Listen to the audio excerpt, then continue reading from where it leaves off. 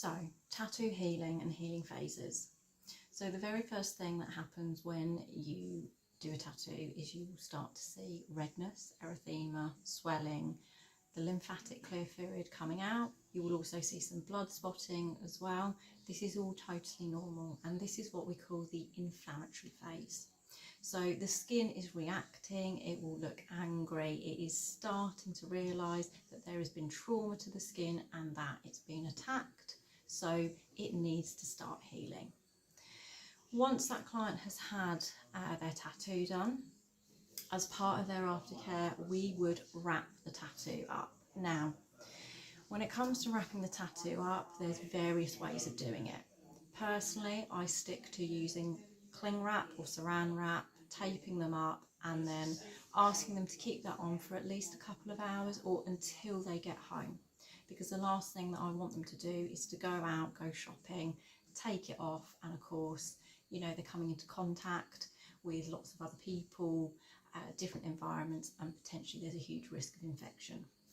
So tell them to take it off when they get home, when they actually have antibacterial soap on them that they can wash it down with.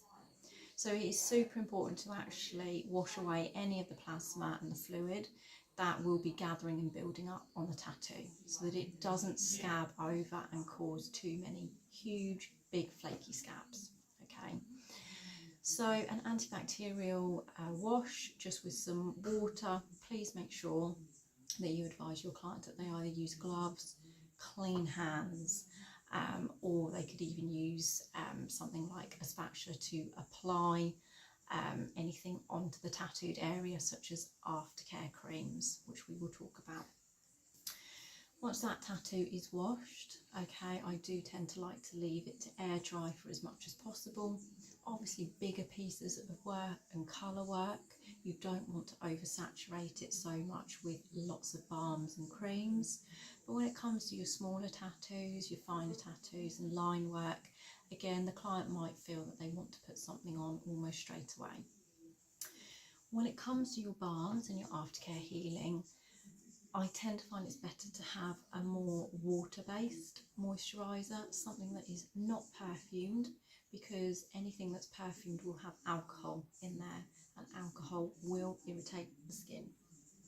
So anything that will help with hydration is great. I know a lot of people use cocoa butter, which is natural. You've got your different brands such as Butterlux. You do as well have some people tending to use things like vitamin A and D cream. It's something that can be used, however it is quite thick and it is almost like petroleum jelly, and you wouldn't want to be putting petroleum jelly and causing the pores to not be able to breathe and the tattoo to not be able to air. So I'd actually say avoid anything that's too thick, such as petroleum jelly, obviously, vitamin A and D cream. Try and use something again that's a little bit more of a lotion based or very natural, such as cocoa butter. And when it comes to retailing to your client, this is obviously a really, really important aspect of your business and running a tattoo studio. You would much rather they bought something from you that you know is going to help their tattoo to heal, rather than them going off and going to a high street shop and buying something that could potentially cause it damage. So retailing is not a bad thing at all. It doesn't have to be pushy, it is a recommendation. And the more you can recommend to your client, then the more likely it is that they're actually going to come back to you. So any aftercare balms or anything like your Butterlux, or if you have your own like cocoa shea butter, anything like that, you can retail to them so that you know that they're going away with decent aftercare. Now, the other method, other than cling wrap, that is out there that's very popular is, of course, second skin. And you can get like lots of different brands such as Dermalize that do second skin, and it's like a clear sheet, big plaster that you pop over the area. It does protect it from infection, and it also collects the lymphatic fluid that is coming out of the tattoo whilst it's healing. Now, whilst there's been some great results with this, personally I've also seen and heard of a lot of people who have reacted to second adhesive within it. I don't know. I have even heard some horror stories of where people have tried to take it off and it has pulled out the tattoo ink. Okay, so just as a precaution, I don't tend to offer that. I don't tend to use it. I stick with cling wrap. You can, of course, you can also buy like your armour. It's almost like a foil wrap that you can put on, especially for things like hand, foot tattoos. You can use something like a body armour.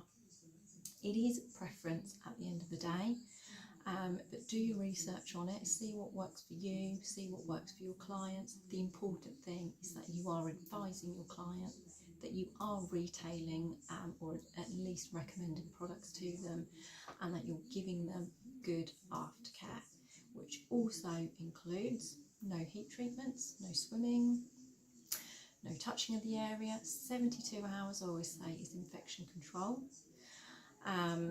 We want to make sure that they understand that they've got to have clean fingers if they're applying balms or lotions to the tattoo. They need to be washing it, okay, with an antibacterial soap, getting rid of that lymph.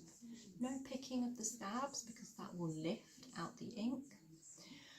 All of these things are super important. I always say 70% of the success of that treatment of tattooing is up to your client. If in doubt, personally, I would give them a written aftercare card or send it to them via email so that you know and they know, and also your insurers know, that you actually have given the appropriate aftercare advice.